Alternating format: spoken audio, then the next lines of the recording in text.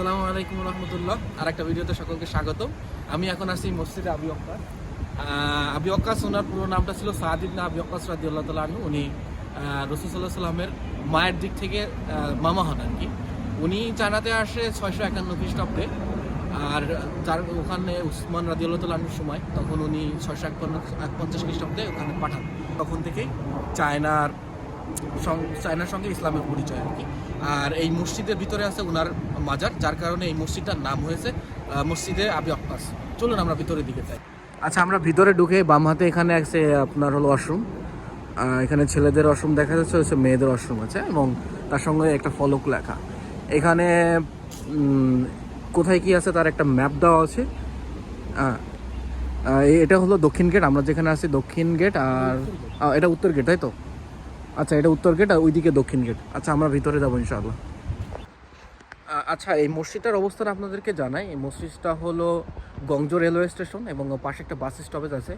ওই bus stoppage থেকে এখানতে তো বা 2 মিনিট হাঁটলে হয়ে যাবে নাকি তো ভাই? 1 মিনিট আর কি যথেষ্ট। খুবই যারা এখানে আসতে চান, গংজো রেলওয়ে স্টেশনের পাশে যে গংজো রেলওয়ে স্টেশন বাস স্টপেজ আছে, এখানে আসলে ওখান থেকে 1 মিনিট হেঁটে এই গেটে পৌঁছে যেতে পারবেন। আমার পিছনে যে স্থাপনাটা দেখতে পাচ্ছেন, এখান থেকে আমাদেরকে মোহনার মাজারের দিকে যেতে হবে। আর এর পিছন দিকে এই দিকে হলো ওখান থেকে আমরা যদি যাই তাহলে মসজিদের রাস্তা।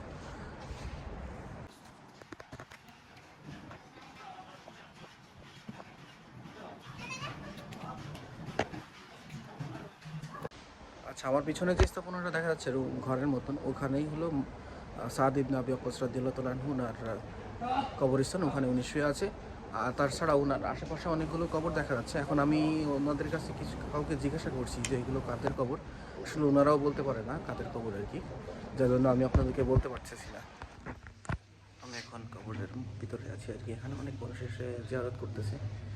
এখানে একটা জিনিস লক্ষ্য করতে পারতেছি, যেমন আমাদের দেশে অনেকে এসে সিজদা করে, কিন্তু এখানে কেউ সিজদা বা এরকম যে কোনো কাজ করে না। এখানে এসে সর্বোচ্চ ওনারা চুমা দেয় আর কি। চুমা দিচ্ছে, ওনারা জিয়ারত করতেছে, দোয়া করতেছে, এরকম, তার বেশি কিছু না।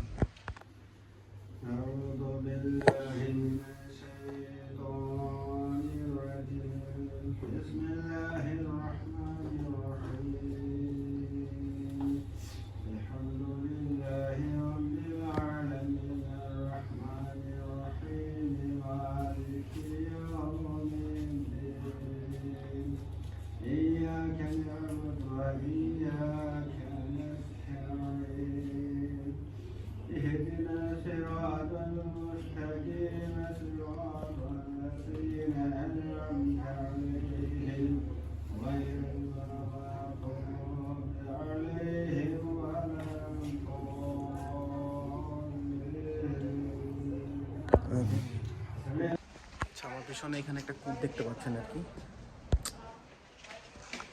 এই যে কূপটা দেখতে পাচ্ছেন, এটার বয়স প্রায় 1300 বছর হবে। এখানে উনি আসার পরে এখানে পানির ব্যবস্থা করে আর কি।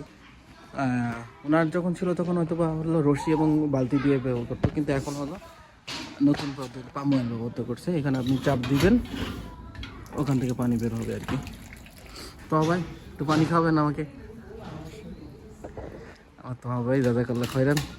আল্লাহ আপনাকে খুব তাড়াতাড়ি একজন বিবির ব্যবস্থা করে দিক। বাচ্চা 8-9টা বাচ্চা আল্লাহ আপনাকে দিক। আমিন, সবাই আমিন, তার জন্য দোয়া করেন।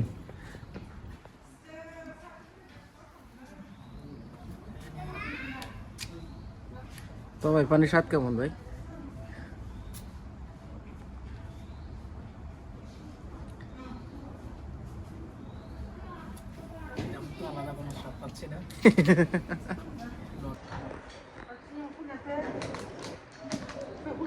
অনেকদিন পরে হলো প্রাকৃতিক পানি আর কি। আমাদের চায়নাতে হলো নিচের পানি পাওয়া যায় না আর কি, সবগুলো যা হয় ফিল্টার করে। ফিল্টার ছাড়া কোনো পানি এখানে পাওয়া যায় না।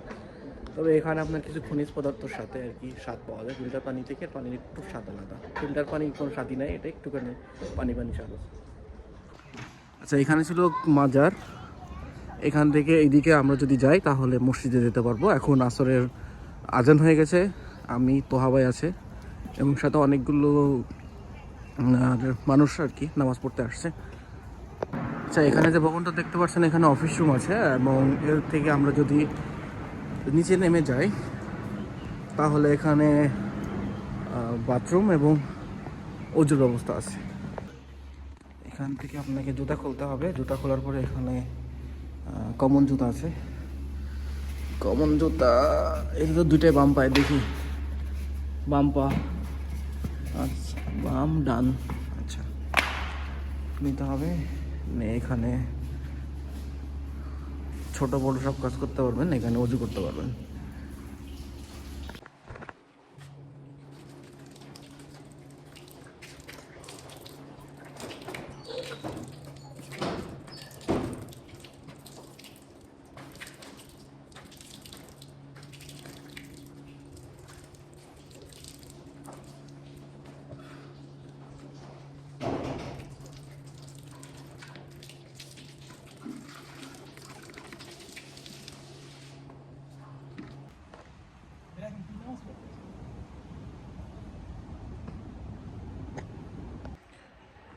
ভেতরে আসছি আর কি।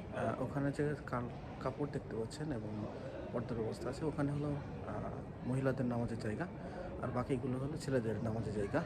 এইমাত্র আসরের নামাজ শেষ হয়ে গেছে, এখন আমরা বাইরে যাবো ইনশাল্লাহ, বাইরে যেয়ে কিছু ভিডিও করব। এখন আমাদের আসরের নামাজ শেষ করে বাইরে আসছি আমি তোহা ভাই। তোহা ভাই আজকের স্পন্সর। মসজিদ পর্যন্ত আচ্ছা, এখানে আমরা দেখতে পাচ্ছি মসজিদের সামনে একটা পার্কের মতো আর কি, খুব নিরিবিলি একটা জায়গা, ইবাদতের জন্য খুব আদর্শ জায়গা। তোহা ভাই বলতেছিলেন যে উনি যখন শুক্রবারে জুমার নামাজ পড়তে আসে তখন এইদিকে পুরা ভরা থাকে। তোহা ভাই, আসসালামু আলাইকুম, আমি আসি গুয়াংজৌ। এখানে মুসলিমদের এক্সপিরিয়েন্সের কথা বললে এখানে যে কী পরিমাণ মানুষ হয়, যেটা ভিতরে তো অনেক জায়গা আছে, এরকম প্রায় 10 থেকে 15টা জায়গার সমান ভিতরে জায়গা আছে। তো ভিতরেরগুলা মানুষে ভর্তি হয়ে এখানে ভর্তি হয়। আমার বহুত এক্সপিরিয়েন্স আছে, আমি এই যে গেটের পাশে ঢুকে জায়গা পাইনি, নামাজ পড়ে এখান থেকে বেরিয়ে চলে গেছি ডিরেক্ট। চারিদিকে ভরা, গেটের সামনে থেকে শুরু করে এই পর্যন্ত পুরো গংজোর সব থেকে বড় জামাতটা এখানে হয়।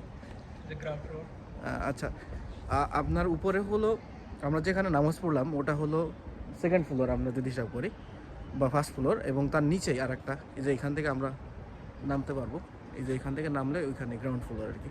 ওখানে সমপরিমাণ জায়গা আছে, উপরে যেমন দেখলেন তেমনই, এবং পুরো মানুষে ভরা থাকে জুমার নামাজের সময়। আর আজকের ব্লগটা এই পর্যন্তই, আবার অন্য কোনো ব্লগে আপনাদের সঙ্গে দেখা হবে। আসসালামু আলাইকুম।